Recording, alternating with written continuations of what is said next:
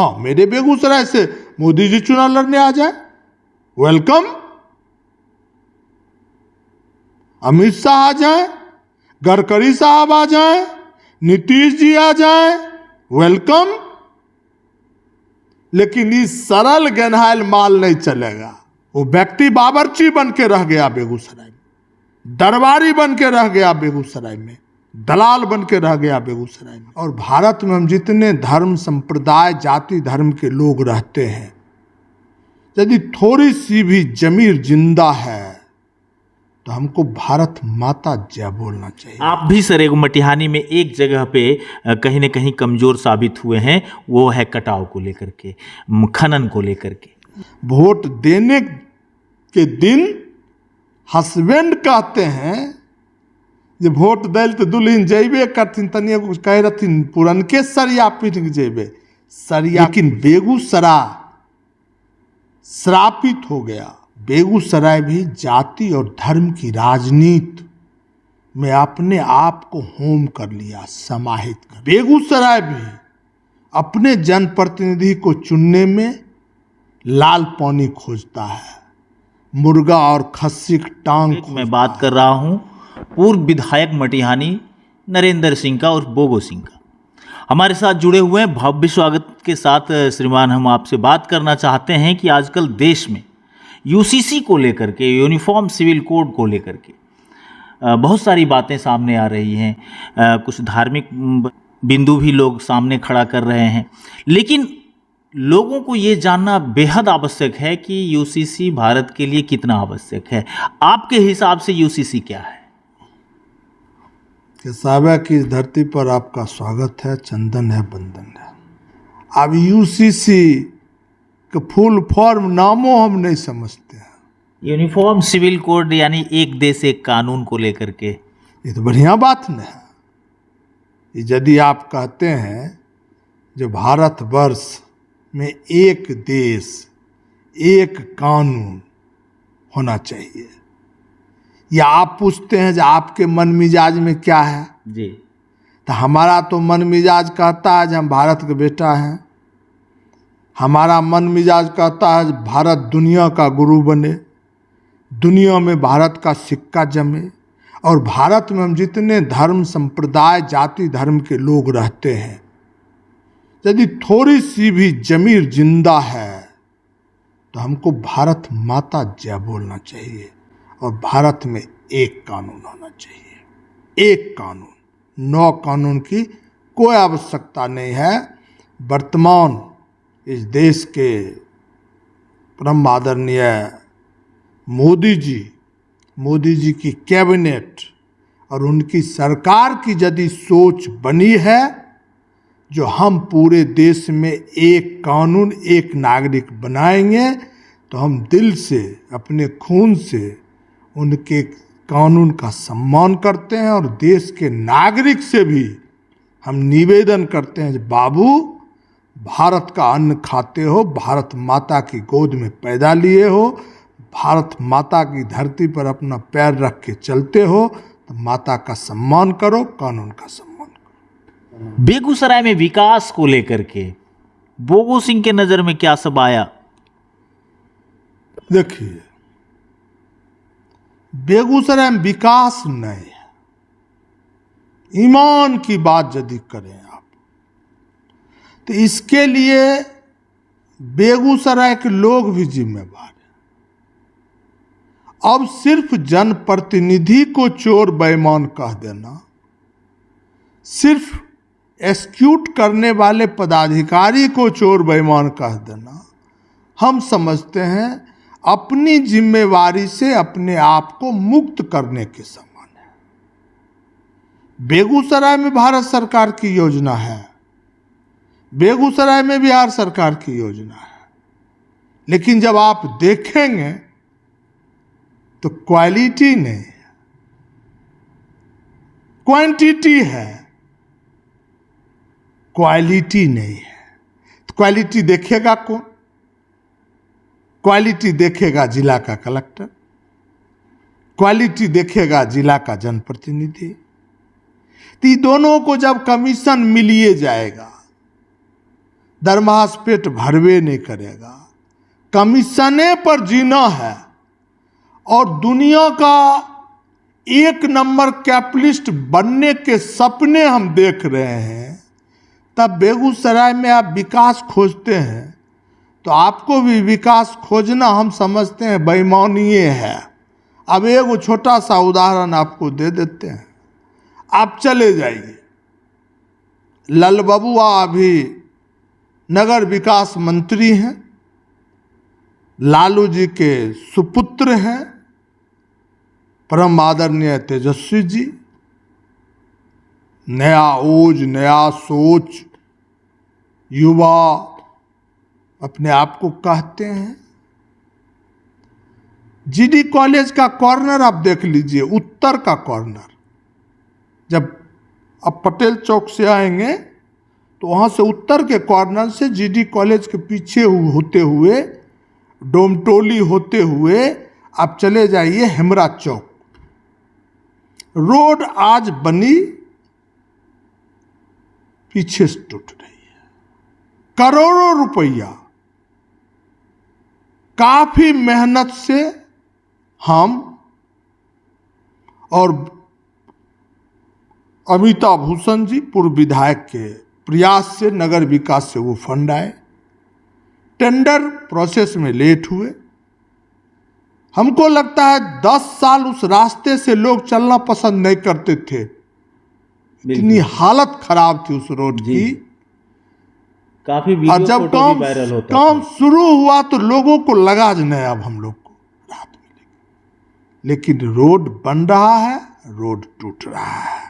हमको लगता है जो साल 6 महीना के बाद उस रोड पर आप चलने लायक नहीं रहिएगा, इसी को बेगूसराय का विकास करते हैं। और सबसे दुर्भाग्य है बेगूसराय के लिए, बेगूसराय का श्राप लग गया, लेकिन बेगूसराय श्रापित हो गया। बेगूसराय भी जाति और धर्म की राजनीति में अपने आप को होम कर लिया, समाहित कर लिया। बेगूसराय भी अपने जनप्रतिनिधि को चुनने में लाल पानी खोजता है, मुर्गा और खस्सी की टांग खोजता है। वोट देने के दिन हस्बैंड कहते हैं जे वोट दिल तो दुल्हन जेबे करथिन, तनिए कुछ कह रहथिन पुरनके सरिया पीट के जेबे। सरिया खोजता है, 1500 रुपया खोजता है, जो बेगूसराय के लिए बड़ा दुखद दुर्दिन का काल है। लोग जनप्रतिनिधि जब चुनते हैं ना, कहते हैं हमार जात का बेटा खड़ा है। तो जब जातीय के बेटा को जनप्रतिनिधि आपको चुनना है तो भोगना भी आप ही को पड़ेगा जातीय के बेटा सा। इसलिए बेगूसराय का विकास की चर्चा हो रही है, लेकिन क्वालिटी की चर्चा मत कीजिए। आपको सब जगह काम करते हुए नजर आएंगे, लेकिन उस वर्क का लाइफ आपको नजर नहीं आएगा। रोड बनेगा, 6 महीना में टूट जाएगा, 3 महीना में टूट जाएगा। आप जिस खटारा पर चल रहे हैं उसी खटारा पर चलते रहिए। बेगूसराय में लंबे समय से एक मांग है आम लोगों की, स्थानीय प्रतिनिधित्व का, कम से कम एमपीज के को लेकर के। बेगूसराय में बरसों से स्थानीय सांसद की मांग उठते रही है और इस बार फिर जोरदार तरीके से उठ गई है। देखिए, आप तो मेरे यहाँ नहीं आया कीजिए, क्योंकि जब हम चुनाव हारे तो हमको 48 घंटा होश नहीं आया। हम अपने आप से सवाल पूछ रहे थे, आखिर हम हारे क्यों? मैं तो मटिहानी का बेटा था, भाई था, सेवक था। गाय के खून बराबर भ्रष्टाचार पसंद नहीं करता था। चाहे थाना हो, चाहे कलेक्टर हो, चाहे सीएम हो, सबसे नजर मिला के बात करता था। ना मेरे खून में जाति था, ना धर्म था, ना भ्रष्टाचार था। 48 घंटे के बाद मेरा मन ने जवाब दिया, बेटा तू चुनाव नहीं हारा, कर्म चुनाव हार गया। सनातन धर्म चुनाव हार गया, जनता हार गई, तू तो जीत गया। तो जब तक इस धरती पर जिंदा रहेगा, मटिहानी के लोग तुमको बेटा की तरह प्यार देते रहेंगे। और आपने चर्चा किया एमपी, जी आपको शायद पता होगा बेगूसराय की धरती राजनीतिक क्षेत्र में दधीची को जन्म दिया। कोई मां बेगूसराय जैसा बेटा राजनीतिक क्षेत्र में पैदा नहीं किया। इतिहास उल्टा के आप बिहार से ले आइए, हर जिला का इतिहास आप उल्टाइए या देश का इतिहास उल्टाइए। हमारी मां ने उतने बच्चे को दधीची के रूप में राजनीतिक क्षेत्र में पैदा किया, जिस बेटा ने बेगूसराय को दुनिया के नक्शे पर ले गया। और उसमें 1 नंबर स्थान भारतीय कम्युनिस्ट पार्टी की धरती। अब भारतीय कम्युनिस्ट पार्टी के 20 साल पूर्व का इतिहास, 15 साल पूर्व का इतिहास उल्टाएंगे तो आपको लगेगा जो मैं बेगूसराय का बेटा हूं। कॉमरेड सूरज सांसद बने, एमएलए बने। कॉमरेड सूरज से पूछ के बेगूसराय में हवा चलती थी जो मैं किस तरफ जाऊं। और कॉमरेड सूरज की जिस दिन अर्थी उठी बाबू, मैं उस अर्थी में कंधा देने गया था। उस दिन कॉमरेड सूरज के घर पर खर नहीं थे। सुखदेव महतो चेरिया बढ़िया, रामचंद्र पासवान बखरी, देवकी नंदन सिंह विक्रमपुर, रामेश्वर काका मधुरापुर, एक से एक दधीची को पैदा किया। चंद्रशेखर बाबू तो अच्छे फैमिली से आते थे। पिता पुत्र में भी समझौता नहीं हुआ। लेकिन सर यहाँ तो स्थानीय उम्मीदवारी क्यों नहीं पाती? पिता पुत्र में भी समझौता नहीं हुआ। रामचरित्र बाबू व्यक्तित्व के धनी थे। जी बिल्कुल। वो कांग्रेस विरासत को मानते थे, लेकिन रामचरित्र बाबू भी किसी नेता का चाकरी नहीं किया। इस बात को जानिए, एक से एक दधीची को पैदा किया। लेकिन बेगूसराय सारापित हो गया। जिस दिन कॉमरेड सूरज की अर्थी उठ गई, उस दिन हमको लगा बेगूसराय 75% अनाथ हो गया, सूरज डूब गया। और जब उसी वंश में पैदा लिए थे बाबू भोला सिंह, सूरज छाप से उनकी राजनीति शुरू हुई थी। और जब भोला बाबू बेगूसराय से चले गए, तब हमको लगा सोलहन्नी बेगूसराय नीलाम हो गया, अनाथ हो गया। इसको कोई देखने वाला नहीं। मैं अपना वोट डालने के लिए बेगूसराय की धरती पर निर्दलीय चुनाव लड़ा। मेरे चुनाव चिन्ह कप प्लेट थे। 62,500 लोगों ने हमको वोट दिया।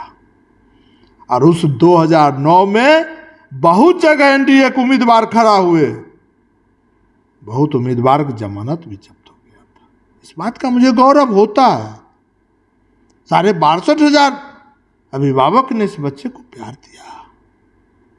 उसके बाद गिधराज आए, मैंने विरोध किया, क्योंकि इनके कैरेक्टर को मैं जानता हूं। मैंने विरोध किया, विकल्प नहीं थे। एनडीए ने वहां से उम्मीदवार तय करके भेज दिया, विकल्प नहीं थे। अब तो ढेर सारे विकल्प दिखाई पड़ रहे नहीं थे। अब तो ढेर सारे विकल्प हैं। लेकिन उस मंच से मैंने कहा था, यदि आप नॉमिनेशन में गए होंगे तो जीडी कॉलेज के मंच पर मैंने कहा था कि मेरे जीवन का ये अंतिम लोकसभा का प्रचार है। क्योंकि आज तक बेगूसराय के लोगों ने जितने भी सांसद को चुना, सबने धोखा दिया बेगूसराय जिला को। उसका उदाहरण मैंने दिया था और मैंने 3 डिमांड भी किया था। मैंने कहा था शामों को मटिहानी से जोड़ दो, तब बोगो 5वां साल फिर मिलेगा। और उस मन से आदरणीय राकेश बाबू राज्यसभा ने खड़ा होकर कहा, जो बोगो बाबू गिरिराज दा को आप 4 लाख प्लस से जिता के भेजिए, पूल राकेश देगा। दूसरा बात मैंने कहा था, जो बेगूसराय रिफाइनरी 1964 से धुआं दिया, इस तेल शोधक कारखाने की आमदनी से देश का विकास हो रहा है, अच्छी बात है, खुशी की बात है, ये मेरे कलेजे पर है, इसके जहर को हम पी रहे हैं। 64 से आज तक इस देश में दर्जनों रिफाइनरी का निर्माण हुआ, सब जगह पेट्रोल केमिकल्स बन गए, लेकिन इस बेगूसराय और इस रिफाइनरी का दुर्भाग्य रहा जो पेट्रोल केमिकल्स नहीं मिल सका। हमको विश्वास है कि मोदी जी के द्वारा इस रिफाइनरी को पूर्ण सौगात मिलेगा। और तीसरी बात मैंने कहा था, गिरिराज दा आप तो चुनाव जीत गए, बेगूसराय ने अंगड़ाई ले ली, आप बेगूसराय में जाति धर्म से ऊपर उठ के राजनीति करेंगे, आप गला लगाइए, भाई बनाइए, और बेगूसराय जब तक सांस रहेगा ना आपको ढो देगा। लेकिन उस व्यक्ति ने बेगूसराय को सम्मान नहीं दिया, वो व्यक्ति बावर्ची बन के रह गया बेगूसराय में, दरबारी बन के रह गया बेगूसराय में, दलाल बन के रह गया बेगूसराय में। जो बेगूसराय का बेटा, बेगूसराय का वार्ड हो, मुखिया हो, विधायक हो, सांसद हो, ये तो हमारे सपने हैं। अब भगवती कब सपने को पूरा करेंगे मेरे को तो पता नहीं, लेकिन कर्म करना हमारी जिम्मेवारी है। उस कर्म के रास्ते पर मैं खड़ा हूं, और जब तक सांस रहेंगे तब तक खड़ा रहूंगा। हाँ, मेरे बेगूसराय से मोदी जी चुनाव लड़ने आ जाए, वेलकम।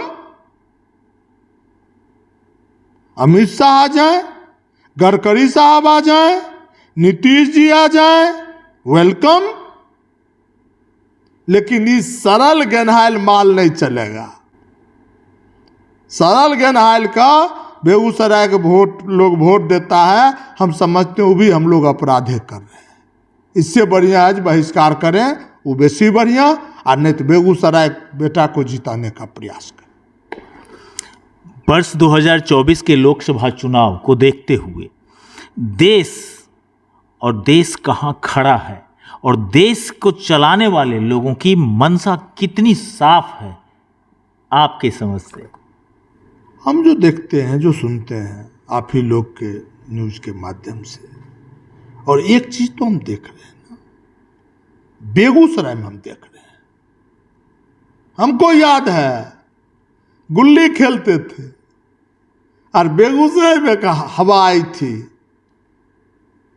जब फल्लमी बेगूसराय में पेट्रोल केमिकल्स की मां बनेगी और फल्लमा बेगूसराय में पेट्रोल केमिकल्स के बाप बनेगा। और मिस्टर कोई सेठी थे, कांग्रेस में वरिष्ठ नेता थे, पेट्रोलियम मंत्री शायद थे, चुनाव के समय में आके वो शिलान्यास भी पेट्रोल केमिकल्स किए थे, नारियल भी फूटे थे, लेकिन नेमन चूस मिला। और आज इस देश के प्रधानमंत्री के आशीर्वाद से, सौजन्य से, देश की महान जनता ने उनको आशीर्वाद दिया। आज बरौनी तेल शोधक कारखाना का संपूर्ण रूप से विस्तारीकरण हो रहा है।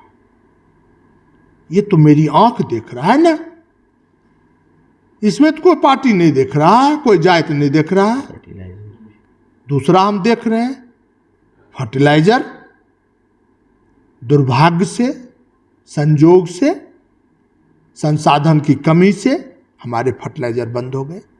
और फर्टिलाइजर जब बंद हुआ तो फर्टिलाइजर के 10 किलोमीटर रेडियस का बिजनेस स्लो हुआ, स्वाभाविक है जो बात है। और आज मोदी जी के आशीर्वाद से फर्टिलाइजर से हमारा यूरिया निकल रहा है, प्रोडक्शन चालू हुए हैं, और हमारे 10 किलोमीटर रेडियस में लोग दूध बेच के भी अपना जीवन यापन कर रहे हैं। आप चले जाइए थर्मल पावर, क्योंकि आपको एक पता होगा ही होगा, हमको ये पता है कि बिहार सरकार के प्रभुता से बाहर है बिजली उत्पादन करना। बिहार सरकार के पास एक भी विद्युत उत्पादन केंद्र नहीं है।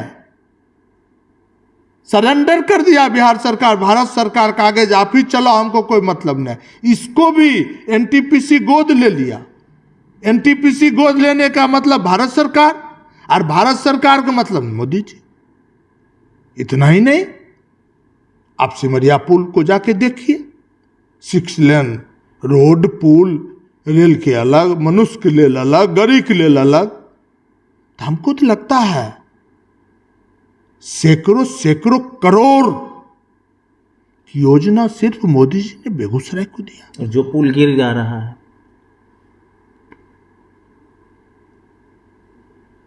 मैं तो पहले विकास की चर्चा आपने किया, मैंने कह दिया ये क्वांटिटी आपको मिलेंगे सर भैया, क्वांटिटी मिलेंगे, क्वालिटी नहीं मिलेंगे। क्या कारण है कि सत्तारूढ़ दल के विधायकों के क्षेत्र का ही पुल गिरता है? ये मैं नहीं जानता सर, आप जानिए ना, साहेबपुर कमाल जानिए। भैया ये मैं नहीं जानता। मैं ये जानता हूं जो क्वालिटी की उम्मीद बिहार से मत करो, क्वांटिटी आप देखो। पुल बन रहे हैं, पिलर खड़ा हुआ, 16 एक मसल्ला से हम पिलर ढालेंगे, क्या पूछेगा हमको? सरिया देना है 20 mm, देंगे 12 mm, क्या पूछेगा हमको?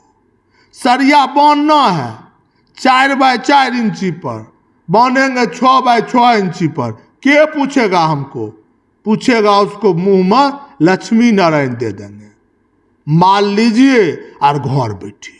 तो जब लक्ष्मी नारायण लेंगे, हमको दुनिया का सबसे कैपिटलिस्ट रिच मैन बनना है, पूंजीपति बनना है, तो बिहार के जनता जब मुर्गा के टांगे खोजता है, मटन के टांगे खोजता है, कहता है जे खस्सी काटबे तो ओकर कलेजी हमरा दिहो, तन कलेजी खाए बढ़िया लगे तब वोट देबो।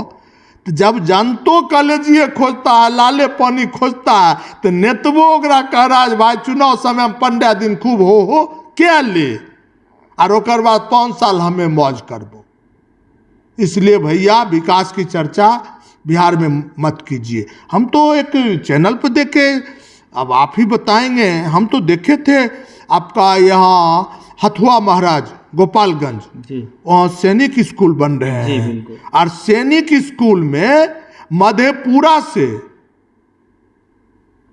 व्हाइट सैंड, जो गंगा बालू जिसको कहते हैं, वो स्कूटर से, टेम्पू से, ट्रैक्टर से लाया गया। रिपोर्ट आया है, अब बुझ जाइए, गोपालगंज और कहाँ मधेपुरा, अरे स्कूटर से, बिना नंबर के गाड़ी से। तो ये तो हमको लगा जी तो लालू जी जो एगो हैं वो चारा घोटाला की बाप निकल गए। अरे चारा घोटाला में तो स्कूटर पर, जीप पर, कार पर, टेम्पू पर गाय भैंस ओकर चारा ढोए बेचारे। तो चार जगह भरसक सजा भी हो गई 4 केस में, जैसा सुनते हैं हम लोग, देखते हैं, आप ही लोग आंख से देखते हैं। तो इस पर डिबेट भी नहीं हुआ, जिसमें भारत सरकार और बिहार सरकार का शेयरिंग से वो विद्यालय बन रहा है। उस पर सुनने में आया जो भाई कलेक्टर एगो जांच कमेटी बना दिया, अब जांच कमेटी के लोग जांच में जाएंगे, उनको 1 करोड़ 2 करोड़ या जितना का प्रोजेक्ट होगा उसका 2% 1% कमीशन मिल जाएगा, जांच पे रिपोर्ट पॉजिटिव आ जाएगा, बात खत्म। कल छत गिरेंगे, बच्चे मरेंगे। इसलिए कॉल जोड़ते हैं, विकास की चर्चा मत कीजिए, विकास देखिए लेकिन उसमें क्वालिटी मत देखिए। अच्छा सर, आपको नहीं लगता कि जो राष्ट्र हित की बात होती है, जो राष्ट्रीय हित में बनाए जाते हैं, जो जैसे पुल, कई पुल ऐसे होते हैं जो राष्ट्रीय हित में सामरिक दृष्टिकोण से मजबूत बनाए जाते हैं, महत्वपूर्ण होते हैं, और ऐसी चीज जमींदोज हो जाती है उद्घाटन से पहले ही, तो क्या ऐसे सरकार पर, ऐसे लोगों पर जिनका नियंत्रण है उन चीजों पर, उन पर एनएसए क्यों नहीं लगाया जाए? हमको एक बात बताइए, पत्रकार पर तो एनएसए लगता है। अब ये संसदीय भाषा है कि नहीं, वो बेशरम जनप्रतिनिधि को पूछिए ना, जे गांधी जी के फोटो वे रूपा पर सटल है, अंग्रेज आज से 75 साल पहले जो पुल बना गया आज तक मस्का नहीं, जी हिला नहीं, क्रैक नहीं हुआ। अंग्रेज जो बिल्डिंग बना के गया, विधानसभा, लोकसभा, चाहे पूरे देश में जहां जहां, आज तक उस बिल्डिंग में हेयर क्रैक नहीं आया। और ये बेशरम जनप्रतिनिधि जो बनाते हैं पुल, पुलिया, विद्यालय भवन, जो भी सड़क, ये 2 साल 4 साल में क्रैक क्यों होते हैं, चूते क्यों हैं, फर्स्ट क्यों टूटते हैं, वो बेशरम से पूछिए ना। या देखना है तो मेरे विधानसभा में 15 साल हम भी रहे हैं, जाके देखिए जो जो रोड की ढलाई हमने किया है, 15 साल हो गया, एको गिट्टी नहीं उड़ा, एको गिट्टी नहीं उड़ा। आप भी सर एक मटिहानी में एक जगह पे कहीं न कहीं कमजोर साबित हुए हैं, वो है कटाव को लेकर के, खनन को लेकर के। नहीं नहीं, हम देखिए, हम थोड़ा शिथिल जरूर हुए, इस बात से इनकार हम नहीं करेंगे, जो सत्य सत्य है। लेकिन कटाव बोगो के कर्म के बदौलत, आदरणीय विजय चौधरी उस समय जल संसाधन मंत्री थे, उनके बदौलत आज ये लोग बचे हुए। रामदीरी से लेके मैदरपुर के बीच में जो लोग बचे हुए हैं, वो विजय बाबू के बदौलत, मेरे कर्म के बदौलत। इस बात से जानिए, फ्लड फाइटिंग में हमका कोई कॉम्प्रोमाइज नहीं किया। लेकिन आज क्या हालत है, आप चले जाना गुप्ता बांध पर, पुलिस की गाड़ी बालू कटवाती है। जी बिल्कुल, रामदीरी ढाला, उलाव ढाला, रामदीरी ढाला, सिहमा ढाला, तीनमोहनी ढाला, ये 4 ढाला पर आप खड़ा रहिए। सैकड़ों गाड़ी बालू काट के जा रहे हैं, पुलिस का मंत्री बंधा हुआ है, और साफ बालू काटने वाला कहता है, वीडियो में देखे हैं, एसपी को महीना देते हैं, डीएसपी को महीना देते हैं, थाना को महीना देते हैं, केकरा का भी रे, कहाँ जैबी रे, इस तरह से दादागिरी चलता है। मेरे समय में ये नहीं चलता था, इस बात को आप समझना पड़ेगा। फ्लड फाइटिंग में भी हम राइट एंगल पर खड़ा थे, और अवैध बालू कटिंग पर यदि आप सवाल किए, हमेशा हम कहते थे जो गंगा के कोर से 1 किलोमीटर अंदर से आप बालू उठा लो, क्योंकि गंगा का पेट का गाज यदि निकलता है तो उससे हमको पॉपुलेशन पर कोई परेशानी नहीं होती है। और वर्तमान समय में आप देखेंगे एकदम बसावट के बगल में 20 फीट 30 फीट बालू काट के लोग अपना व्यवसाय कर रहे हैं। आए दिन स्नान करने और गंगा जहां डाउन होगा, पहले गंगा माता वहीं पहुंचती है, और वो पहुंच गई, कटाव शुरू हो गया, और हमको लगता है साल में दर्जनों लोग, दर्जनों बच्चे डूब के मरते हैं इसका। सर चलते चलते बस एक सवाल लास्टली आपसे यही है कि बेगूसराय अब मटिहानी की दृष्टिकोण से बोगो सिंह को बेगूसराय की आवाम नहीं देख करके बेगूसराय के दृष्टिकोण से कैसे देखने शुरू कर दिए, और क्यों? सामने 2024 भी है। नो नो नो, 1% भी इच्छा नहीं, क्योंकि मेरे खून में राजनीति नहीं है, और हम गाली सुनने के लिए, राजनीति करने के लिए नहीं आए। राजनीति आपके जैसे भाई ने भूख लगा दी, हम राजनीति में आ गए कि मटिहानी की धरती ने इस बेटा को 4 बार विधायक बनाया, 1 बार जिला परिषद बनाया, 2 बार पैक्स अध्यक्ष बनाया। हमको तो ऊपर वाले, धरती के मानव, छोटे बच्चे ने मिलकर ये हमको तो रोटी भी दे दिया, इज्जत भी दे दिया। अब यदि हमको भूख तीव्र होती है तो हम अपने आप को समझेंगे जो हम दानव हैं, राक्षस हैं। हम कारण है ना इंसान सर, कारण है। उस समय तक भूख आपकी हो सकती है, लेकिन अब तो भूख जिले की है। नहीं, उस भूख की तृप्ति करने में हम सक्षम नहीं हैं। कहिएगा क्यों नहीं है? ठीक है। और मैं अपने जीवन में कोई घटना घटित होती है ना तो उसी से सबक मिलता है। भारतीय जनता पार्टी ने हमको सबक दिया, संभल जा, एक्सीडेंट कर जाओगे। मैं 99 में भारतीय जनता पार्टी की सदस्यता ली। वो महीना नवंबर था, छठ का महीना था। भैया मैं बीजेपी की सदस्यता ली और टिकट के लिए दिल्ली तक चला गया। और उस दिन मैं बहुत अधिक रोया। वो दिन थे 14 जनवरी। 14 जनवरी दिल्ली के होटल में मैंने दही चूड़ा खाया और हमारी माँ जिंदा थी। माँ के हाथ से तिल चावल नहीं लिया, रो के चले आए। कुछ लोगों ने कहा चुनाव लड़िए, कुछ लोगों ने कहा नहीं लड़िए। मेरा मन कहा नहीं, चुनाव नहीं लड़ना चाहिए, लेकिन एक संकल्प लिया, लड़ेंगे। फिर मैदान में गए, बिना जाति धर्म बिना दल मैंने सेवा भाव से अपना कर्म किया। 2005 आ गए। 2005 में मैं पुनः यहाँ से दिल्ली तक का सफर किया। फिर 14 जनवरी आ गए। फिर माँ जिंदे है, होटले में दही चूड़ा खाए। पार्टी ने से बोल नहीं दिया, कहा तेरी आवश्यकता भारतीय जनता पार्टी में नहीं है। हम घर लौट के आ गए और बेगूसराय के महान